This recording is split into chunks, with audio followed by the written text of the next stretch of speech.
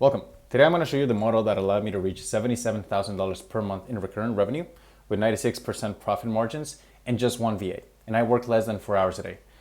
One of those hours is dedicated to recording this video. So I'm going to show you the model, walk you through it, maybe some insights that you can implement for yourself. Especially useful if you have a scenario kind of like this. So you know it's legit. This is my Stripe dashboard right here. So we're going to be sharing the goods. So this is 6th of June 30, 2024. There you go. From 1st of June to June 30. So how much did I make in June? MRR is 77K. Net volume from sales is 92K. 93, call it. I like the net volume number, don't get me wrong, but I like the MRR more because I know that I can enter July. This is July 2nd right now. And know that even if I mess it up, I'm gonna make $77,000. This is a luxury I didn't have before. So let me tell you the story, or let me show you the story of how this looked like last year. So I made more net volume from sales, 112K, but the MRR was 4. This is an emotional roller coaster because you feel really good because you got a good number of sales, but you also feel kind of anxious because you got to chase it again. There's a 4K MRR, that's all you're making in terms of recurring. So what are you gonna do to get it back? Can you do it again? Like that's the question looming around our heads.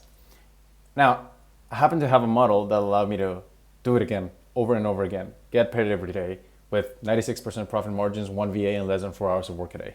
This is the model I'm showing you today. So let's get into it. I'm gonna get the old reliable iPad because, of course, everybody knows that when you pull out an iPad, you look 10% smarter. Let me make myself smaller so you can see the things over here. Okay, so why did I not get the MRR? Let's talk about that. So the current industry optimizes for as follows. It says, get leads, turn them into clients.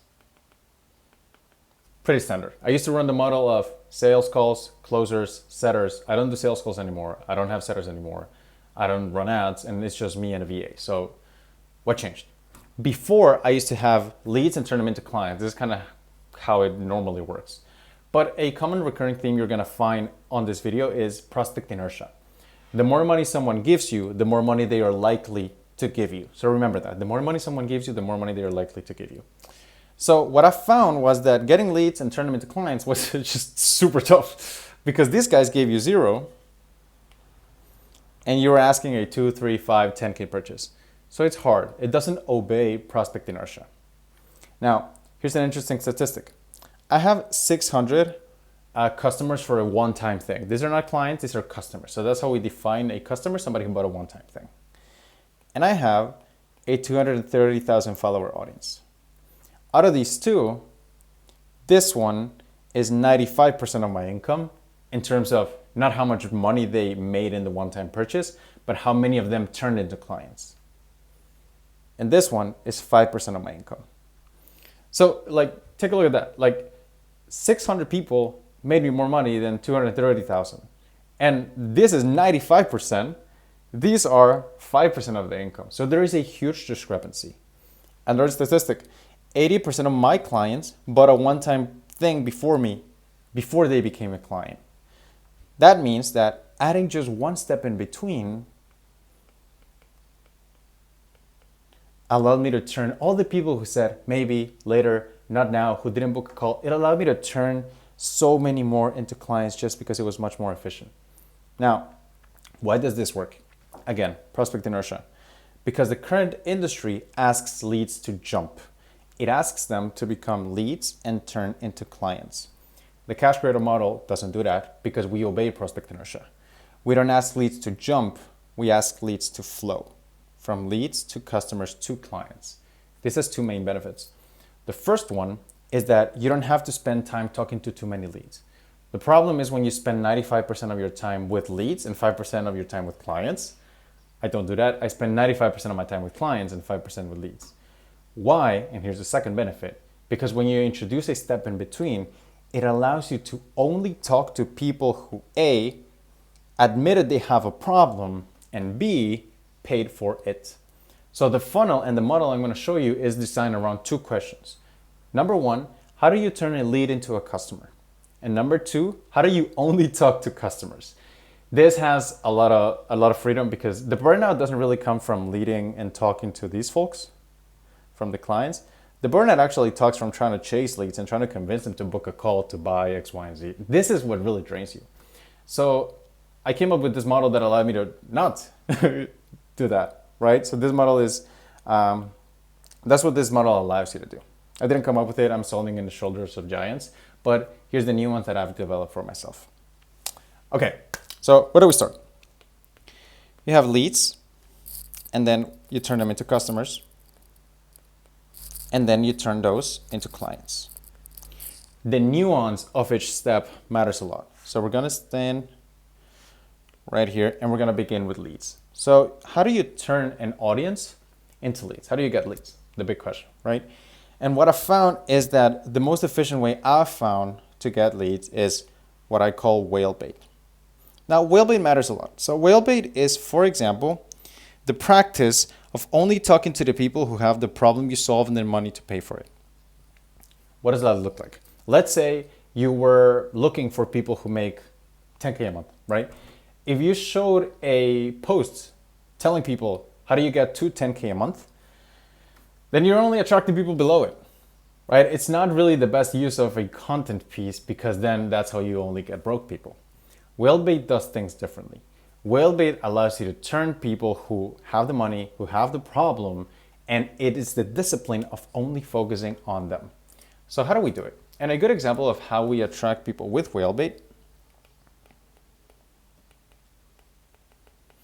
is three. The first one is philosophy. And I'll leave the other two for later. So the first one is philosophy. I get some clients that make more money than me. Why? Because they have seen what problems I can solve, and one of them may not be money. Maybe one of them is margins. Maybe one of them is time. Maybe another one is simplicity. So when I put my philosophy out there, like this is an example of it, this is what I believe in, this is what works for me, and this is my truth, then it attracts people way above you, because then it's people above you that are like, maybe I'm interested in that, right? Like you see it all the time at the gym. Like the guy, like the billionaire at the gym, he makes more money than the trainer, right? But the trainer has something that the other guy doesn't. And that's what's appealing. So by putting your philosophy, your code, what you believe in, what makes you different out there, then you attract better people. You attract low-income people with promises, get this kind of money. You attract higher income people with philosophy. This is the way you accomplish the goal. This is the way you get to the outcome. The second one on how to use whalebait is potential. And I'm going to use the example we got right behind me. So take a look at those car ads. These are Japanese car ads, you know, I bought them at a bazaar. So let's say I wanted to run an ad on how to make 30K recycling a car. Like you have a car, how do you sell it for 30K? A bad ad would be me showing you, how do you make 30K? Why? Because that's going to attract people who maybe don't have a car. So they are unqualified leads. That's going to attract people who are maybe more desperate because it's just 30K without context. A better example of a better ad that's actually whalebait is by showing the person you're talking to, how do you turn something they have into something they don't? Example, see that old piece of junk you got parked in your garage? Let's turn that into 30K. I can show you how. Then the only person that's interesting to is somebody who has an old piece of junk parked in their garage and maybe they don't use and they're willing to sell. Way higher discipline. And will you get less leads? Yes. Will you get way better leads? 100%. I have 230,000 followers. And let me tell you, like, it's not uncommon for me to get messages and see people and talk to people. And even I live that in which you have so many followers and people just don't buy. Like they're all from like unqualified sources. They just don't give you money because you build the audience the wrong way. You built it with fish bait, not with whale bait. Whale bait matters more than you think. And that is how you attract better people and turn them into leads. And the third one is perspective. It's how you look at yourself. This is kind of my beef. Like I tell people, don't call yourself a coach. Don't call your stuff a course. Don't call yourself a consultant or a mentor or XYZ, because that pigeonholes you into one thing. Then it's like, oh, you just sell a course. Oh, you're just a coach. Oh, you're just an X, Y, and Z. Oh, what's the offer again? What's the pitch? Shoot it, right? And then it's like, it's a weird dynamic. And it's more useful to have the perspective and see yourself not as a coach, a consultant, and mentor, or somebody who serves a certain niche, but as somebody who just solves many problems. You have many solutions. Again, we go back to philosophy. I have clients that make more money than me. Why? Because I have solved many problems. One of them may be money, the other one may be time, the other one may be margins, right?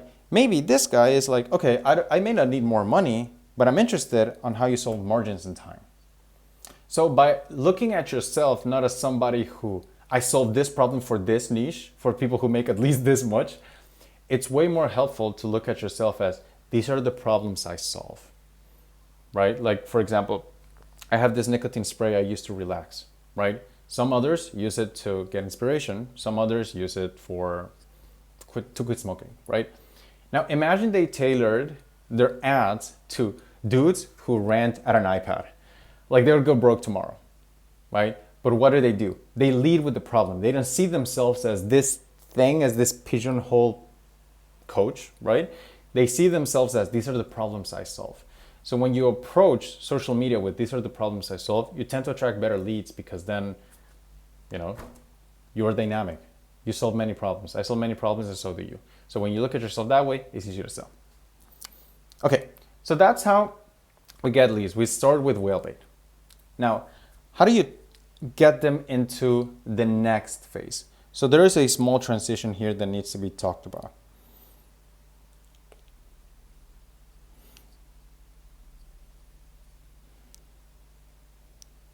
How do you get leads to move and turn it into customers? What I found is that the best way to do so is with this thing we called insight.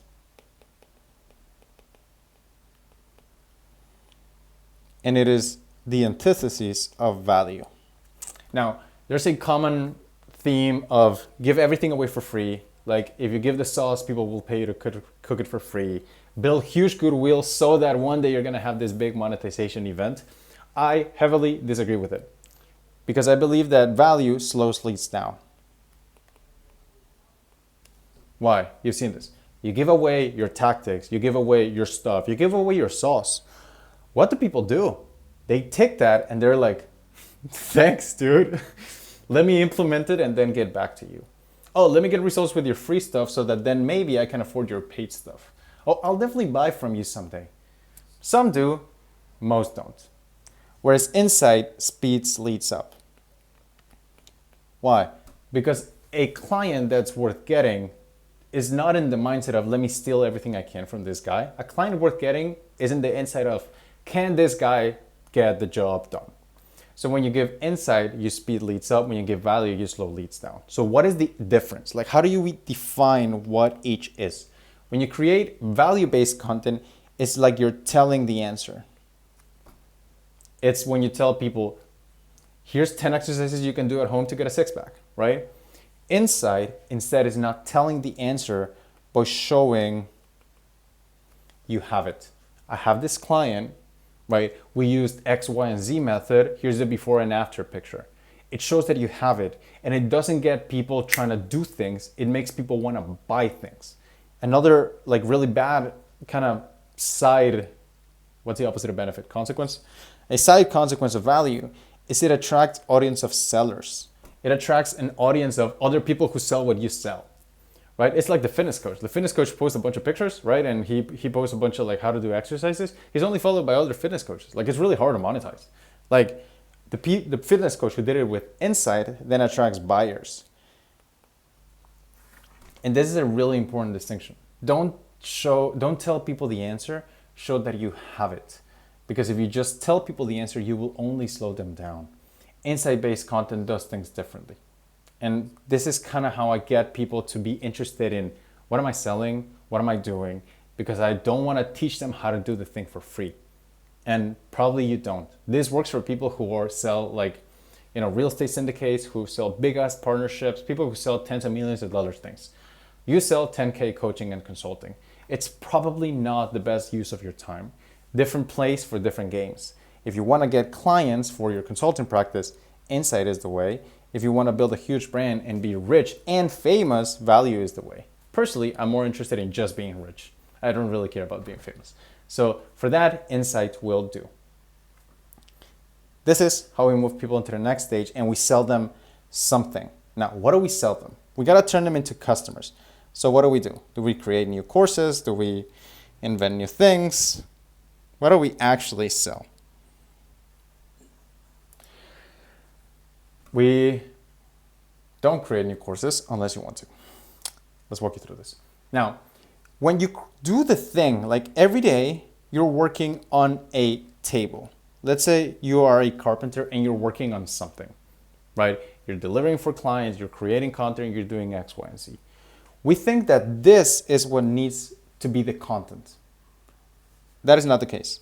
What needs to be the content is actually the sawdust that is created from the table. What's like on the floor lying, like what's there. We think that the big thing should be the content, and that is actually quite inefficient. It's actually the small things that could be the content and the things we sell. Let me give you an example of this. So let's say you are creating a training on ads, right? What is the big thing? It's ads. What is the small thing? So let me put it like this. It could be the script that you're showing people how to build the ads with. The SOP on how to set it up. It could be a collection of your best performing ads. It could also be a template so they can run their own ads. See what I mean by this? Like this is already created.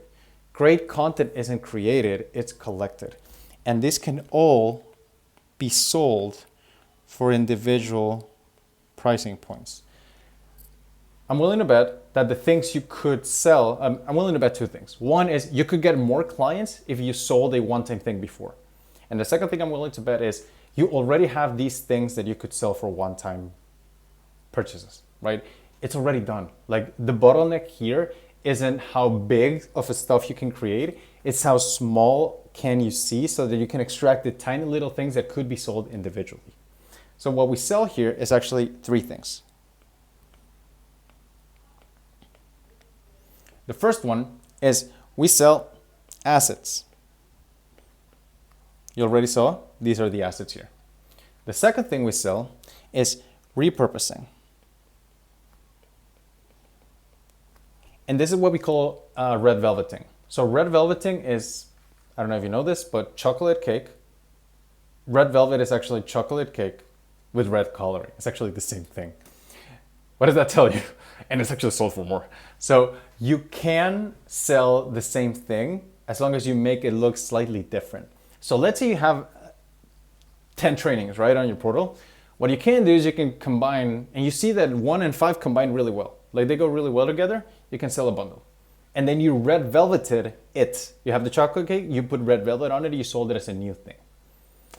And the third one, which is personally my favorite, is you can get paid to create. Content creators create to get paid.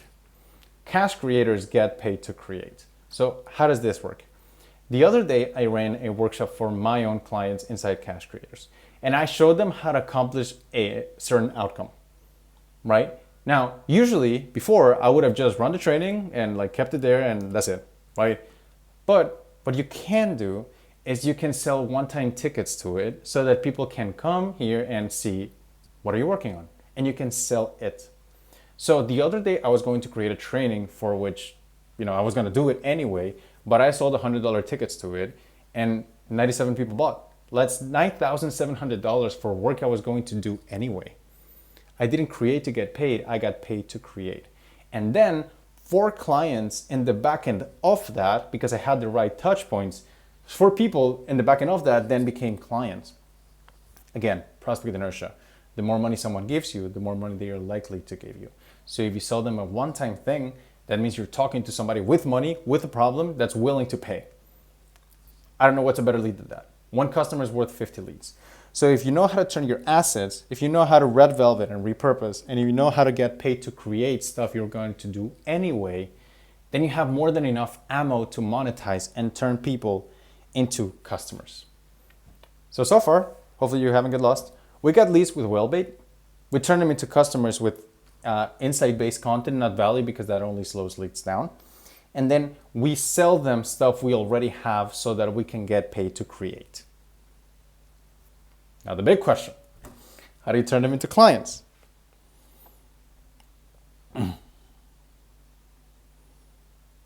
Okay, how do you turn them into clients? Now what I do is I just have a Google Doc offer. I don't have sales calls, I don't have setters, I don't have sales managers. I used to have a 15 member team. I don't anymore. It's just me and Christian against the world. Christian is my VA. How? We just have a Google Doc with 4 offer components.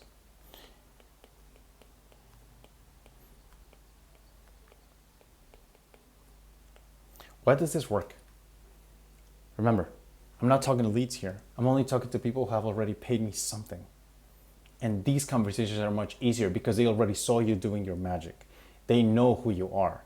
Like a lot of the bottlenecks of why we can't get clients, it's because people just don't know how good you are. And they don't know how good you are because you haven't given them a chance to give you a small amount of money so that there's be some skin in the game. And then you'll be able to like prove, okay, here's who you're talking to. This is what I can do. When you show them what you can do and you're in your zone and you convert them with a customer offer, then it's way easier to sell. And we do so with a Google Doc with 4 offer components. The first one is promise and time frame. And I'm gonna write this here with a key takeaway on each because there's 4 components. That's how you know I'm not selling a how to use an iPad course anytime soon. Okay, promise and time frame. Now, the big one here is clear offers, be it irresistible offers.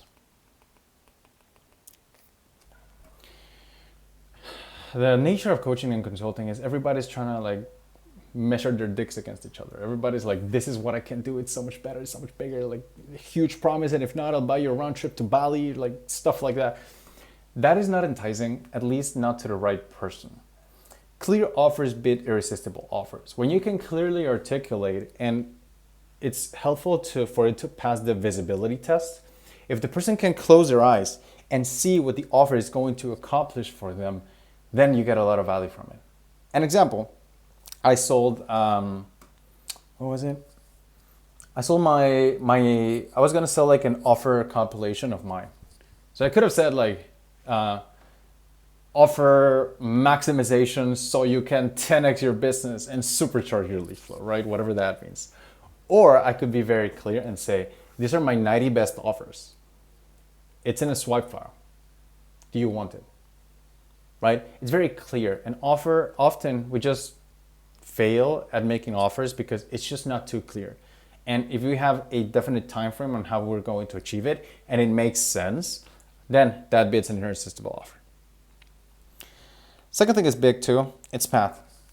A path is designed to reduce the anxiety in the prospect. So buying is exciting. It also induces a little bit of anxiety. Why? So let's say you're in a dark hall, but there's a diamond in the end and you got 2 dudes right next to you.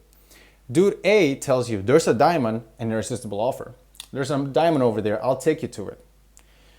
But you don't know if it's dark, you don't know if there's snakes, it's kind of scary, you don't know what's gonna happen, right? Whereas the guy next to you, to the other side, he lights a flashlight, shows you the way. He's like, let me take you there.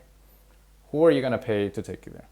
Probably the guy with the flashlight, right? Because it just makes sense. The path is designed to reduce the anxiety in the prospect. If you can clearly articulate how you're going to get to the diamond, to the promise, that puts you way ahead than people who offer a bigger diamond. I had 2 offers, one offered less than the other one, but because this one was clear, it outperformed the other one.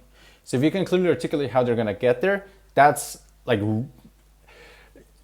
maybe it's not believable, but it puts you above like 90% of people because people just like take an offer template and they just run with it. And you know, that's kind of not how it works. Okay, next, pricing. So people are not afraid of paying they're afraid of committing. The goal with pricing is to make it look so that it's compelling in a way that it's like you're not stuck. Like this is not a liability, this is an asset. And there's many ways to use pricing engineering so that it won't be, it's a $2,000 purchase every month for the next 12 months and you're committed due to the contract. If you can articulate pricing in the right way, and there's many ways you can do so, then things just get easier. It's not just about slapping a label on it. And what I found is that because of prospect inertia, you make more money when you offer the small payment first. The industry optimizes for show the big paid in full amount first and then offer payment plans second. I invert it. I offer payment plans first. And because prospect inertia, the more money someone gives you, the more money they're likely to give you, then that gets more paid in fulls in the back end. By switching how you present the money amounts, you can drastically increase how many people take you on the offer. And the last one is my favorite. It's why now. And we gotta understand one thing here, and a lot of people disagree with it, but I found it to be true to me, is that people are not moved by value as much as they're moved by consequences. So there's the cash creator and then there's the nice creator. Who's the nice creator? The nice creator is the guy who's always open, always helpful, always available. Now, that sounds good in theory, but the problem with that is that leads know that if they don't give you money today, you will still be there tomorrow. Leads know that if they ghost, you're still gonna be making the same offer and you're gonna take them tomorrow. I do not fuck with that. I like having consequences so that people understand things go away here. So all of my consequences are real. I mapped out how much money I wanna make in a year, and that's how many spots I open in a month. Like I made the math from it and that's it, right? My workshops are live and I do not sell the recording. So the only place you can buy them is before the workshop is held. So my consequences are real. When you include reasons why now, you speed leads up because people understand everybody has unlimited time frames except this one. And people are more likely to buy when things go away. People hate having things taken away. And when you're willing to do so, it sends a message to the market that tomorrow you might not be there. So these 4 offer components, we only use it on people who have already bought a thing. And this is what allows us to convert clients without a sales call. Now, once we have clients, then we use something that I learned in the software world.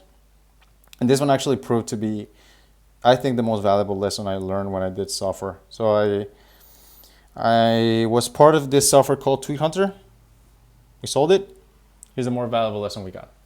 The money is not in just getting more clients. The money is making every client worth more. And this is a very important distinction. When was the last time you upsold a client? When was the last time you spun up something and be like, to the people who already pay you, would you like to pay more? Somehow we just don't offer them anything. And that's a huge wasted potential because these guys are already paying you. They already trust you, right? So they're closest. At the risk of being banned, who is the easiest woman to sleep with? The one you already married, right? Because she already trusts you, right? So same thing applies here. How do we do so? And this is where it's important to make a distinction. I'm gonna delete the sky blue thing because if not, I won't be able to draw what I want. I realized it. But I don't sell offer suites, I sell it with offer shells. And the difference is really important. So what is an offer suite? An offer suite, according to the industry, is when you have many offers, right? So let's say you have a mastermind, you have a course, you have a community, low ticket, and you have a program, right? Whatever. Now, I have beef with that. Why? Because if you improve, let's say, your course, then that doesn't mean that your program gets better, or that your mastermind gets better, or that your community gets better. So what was meant to have 4x efficiency is actually 1/4 of efficient. I'm not a fan of doing any of this because then you're scattered and it's hard to sell because then it's like how do you tell which one is the best for each one? And then people want to be like, okay, one sounds good, but two and three, and it slows them down, right? Not a fan. What do we sell instead? We don't sell offer suites, we sell offer shells. An offer shell is not many offers, it is one offer with many different levels of access. This is easy to sell and easy to understand. So what does this look like in practice? For example, the other day I ran a workshop on, well, it's irrelevant what I ran it on, right? Now, why am I showing you this now? It's because during that workshop, there were people who bought a one-time fee to that workshop. Inside that same call, there were people paying me recurring. Inside that same call, there were people paying me more because they had closer level of access to me. And inside that same call, there were people paying me even more. The offer shell doesn't monetize things. Everybody has access to the same thing. It monetizes access. One offer, different levels of access. So for example, this person has one-time access to me. This person has more access, this person has more access, and this person has close to unlimited access. Well, not close to unlimited, but closer, right? What does this matter? Because this is quite easy to understand. This is how I get people and clients texting me, hey, Jackie, do you have closer access for this month? Do you have closer access because I'd like to get started next year, like, and set up like my business for 2025, whatever, right? So it's important for you to shape things as not different offers, which increases complexity, but different levels of access, which reduces complexity. It's easier to sell and it's easier to buy. And it also limits you to only work with the dudes you want, because you can only give closer access to people who you actually love working with. Everybody else, and I've told my VA in all honesty, like, dude, this guy is never becoming a client. He can buy the workshop if he wants, but like, dude, I ain't working with him, right? And you probably have some people like that too. The offer shell allows you to only work with people you want, to upsell them way easier, and it's easier to sell, right? You don't have to think about, okay, how do I improve my mastermind, my course and whatnot? It's just one model. It's what allows me to have 96.5% profit margins, because it's just so simple and so easy to understand for everybody involved. We do so, and this is how we upsell people.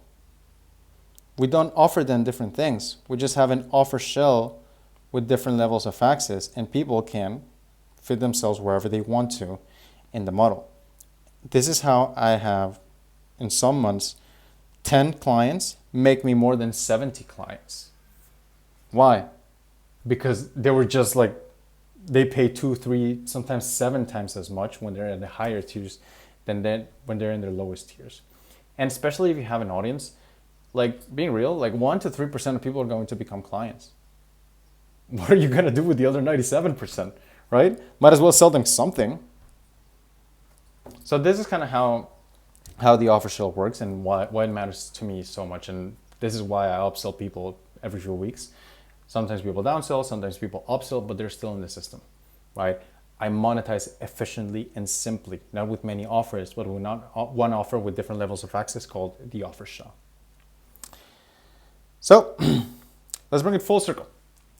What is the cash creator model based in? Prospect inertia. The more money someone gives you, the more money they are likely to give you. And prospect inertia is based in simplicity. What is the minimum effective dose of a $100,000 a month business with just me and a VA with 96% profit margins? This is it. For me, is you getting leads with whale bait by putting your philosophy out there, showing them how to turn potential into profit and perspective. Not that by looking at yourself as a coach, a consultant, an X, Y, and Z, but by looking at yourself as somebody who solves problems.